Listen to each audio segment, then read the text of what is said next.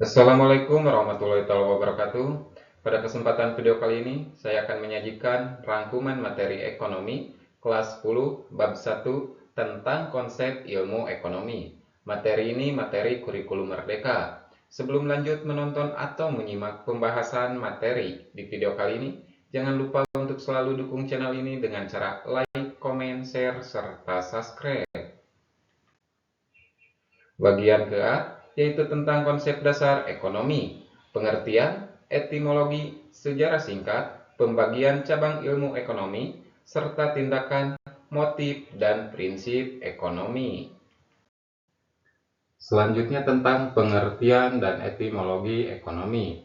Asal kata berasal dari kata etimologi. Istilah ekonomi berasal dari bahasa Yunani yaitu oikonomia. Yang pertama ada oikos, memiliki arti rumah tangga atau keluarga.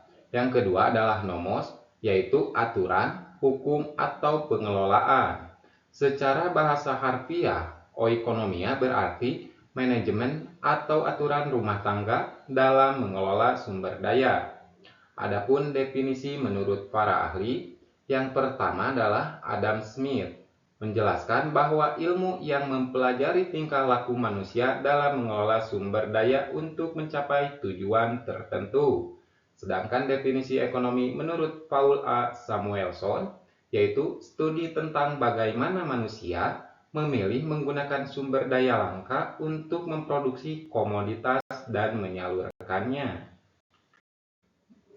Pembagian ilmu ekonomi. Yang pertama ada ekonomi deskriptif, yaitu mengumpulkan dan memaparkan fakta serta data empiris tentang kondisi ekonomi nyata tanpa membuat penilaian.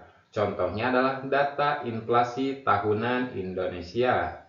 Yang kedua ada teori ekonomi, yaitu menjelaskan hubungan sebab akibat perekonomian, terdiri dari ekonomi mikro yaitu unit kecil atau perusahaan dan ekonomi makro yaitu agregat atau negara. Yang ketiga adalah ekonomi terapan, yaitu menerapkan teori ekonomi untuk memecahkan masalah praktis kehidupan nyata. Contohnya adalah ekonomi moneter, perbankan, dan juga ekonomi syariah.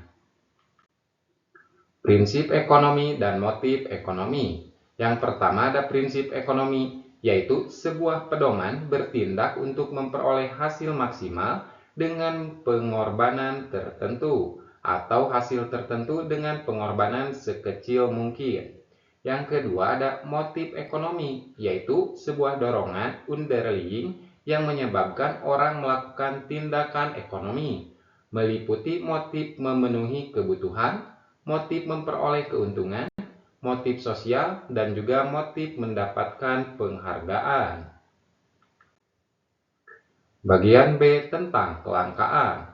Inti dari masalah ekonomi yaitu sebuah kebutuhan manusia yang tidak terbatas berhadapan dengan sumber daya pemuas yang terbatas. Pengertian dan penyebab kelangkaan. Mengapa kelangkaan terjadi? Kelangkaan adalah kondisi di mana sumber daya yang ada tidak cukup untuk memenuhi seluruh kebutuhan manusia. Faktor utama penyebabnya adalah yang pertama, keterbatasan jumlah sumber daya alam. Yang kedua, pertumbuhan penduduk yang jauh lebih cepat. Yang ketiga, keterbatasan kemampuan produksi manusia. Yang keempat adalah bencana alam dan perubahan iklim global. Jenis sumber daya yang langka. Saya sudah sediakan 3 kolom, ada kolom jenis sumber daya, ada kolom bentuk keterbatasan, ada kolom contoh nyata.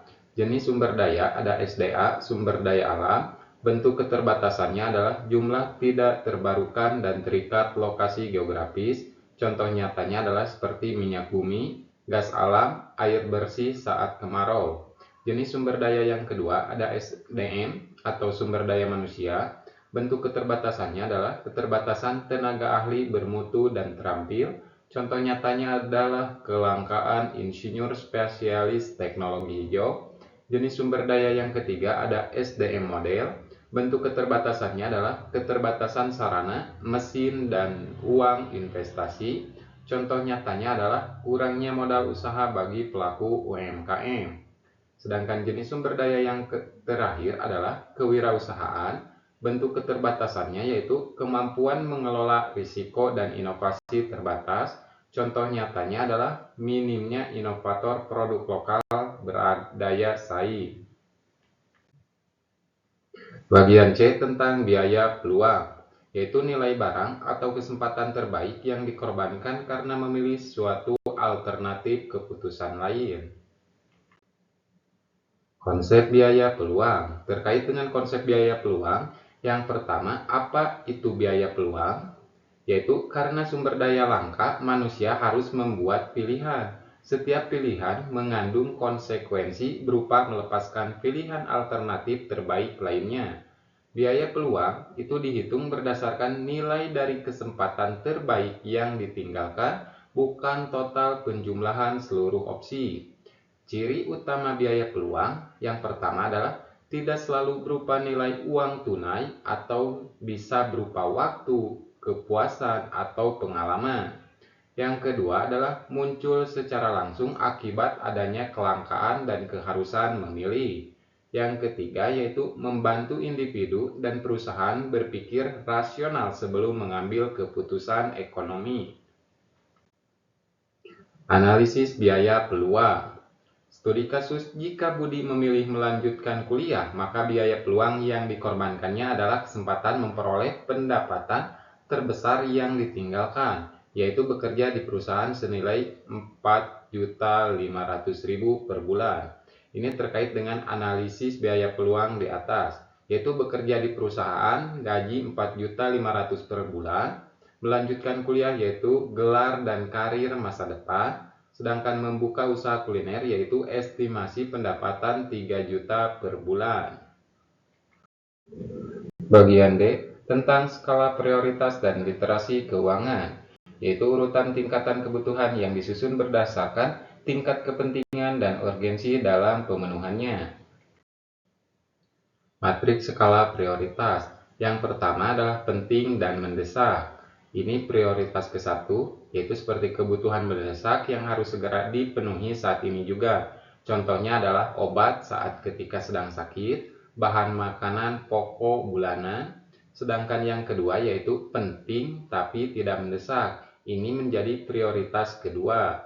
Penting bagi masa depan tetapi pemenuhannya dapat dijadwalkan. Contohnya seperti tabungan pendidikan, beli buku sekolah. Yang ketiga adalah kurang penting. Ini menjadi prioritas ketiga, yaitu seperti kebutuhan pelengkap atau hiburan yang pemenuhannya dapat ditunda atau diabaikan. Contohnya seperti beli baju branded dan juga gadget baru. Tahap menyusun skala prioritas. Yang pertama adalah inventarisasi, yaitu mencatat seluruh daftar kebutuhan dan keinginan yang muncul. Yang kedua, pengkategorian, yaitu memilah berdasarkan skala kepentingan dan urgensi. Yang ketiga, analisis kemampuan, yaitu mencocokkan jumlah anggaran atau pendapatan yang tersedia. Yang terakhir, keempat, yaitu keputusan akhir, yaitu membeli kebutuhan prioritas utama terlebih dahulu. Ini terkait dengan keempat tahap menyusun skala prioritas.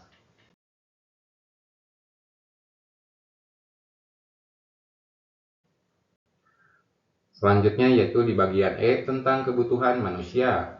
Segala sesuatu yang diperlukan manusia untuk mempertahankan hidup dan mencapai kesejahteraan.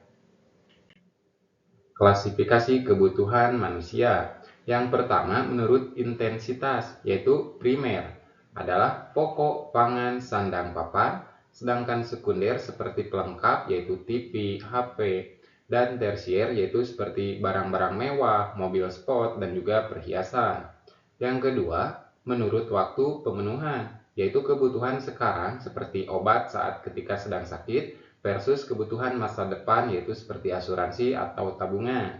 Yang ketiga, menurut sifat, yaitu seperti jasmani, fisik, olahraga, makanan, versus rohani yaitu seperti jiwa, rekreasi, ibadah, dan juga pendidikan.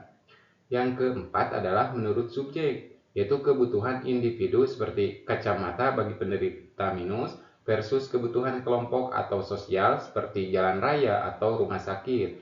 Jadi terkait dengan klasifikasi kebutuhan manusia itu ada 4 jenis. Tadi yang sudah saya sampaikan, yang pertama ada menurut intensitas, yang kedua ada menurut waktu pemenuhan, yang ketiga ada menurut sifat, yang keempat adalah menurut subjek. Alat pemuas kebutuhan. Yang pertama adalah barang berwujud, yaitu alat pemuas berwujud fisik yang dapat dilihat dan disentuh seperti pakaian, makanan, dan buku pelajaran. Yang kedua adalah layanan jasa, yaitu alat pemuas tidak berwujud namun dapat dirasakan manfaatnya, seperti jasa guru, dokter, dan konsultan. Yang ketiga adalah barang substitusi, yaitu barang pengganti yang saling memuaskan fungsi sama, contohnya kopi sebagai pengganti teh. Alokasi anggaran kebutuhan. Di sini saya sediakan bagan atau grafik yang dimana 50% kebutuhan pokok yaitu seperti makanan, sandang, tagihan utama. Yang kedua adalah 30% keinginan atau hiburan seperti sekunder, rekreasi, dan juga hobi. Yang ketiga adalah 20% tabungan dan investasi seperti untuk kebutuhan masa depan. Menggunakan formula penganggaran 50/30/20 membantu siswa menerapkan ilmu ekonomi secara nyata dalam kehidupan finansial sehari-hari. Refleksi pembelajaran ekonomi. Memahami ilmu ekonomi melatih kita menjadi konsumen dan pembuat keputusan yang rasional, bijak, mengelola sumber daya, serta bertindak efisien. Sekarang kita masuk ke sesi tanya jawab. Apakah ada pertanyaan mengenai materi bab 1 konsep ilmu ekonomi? Jika ada pertanyaan, silakan tuliskan di kolom komentar dan jadikan kolom komentar sebagai forum diskusi kita. Boleh tanya jawab di kolom komentar. Semoga video ini bermanfaat dan juga membantu untuk kita semua. Jangan lupa untuk selalu dukung channel ini dengan cara like, comment, share, serta subscribe. Terima kasih. Wassalamualaikum warahmatullahi wabarakatuh.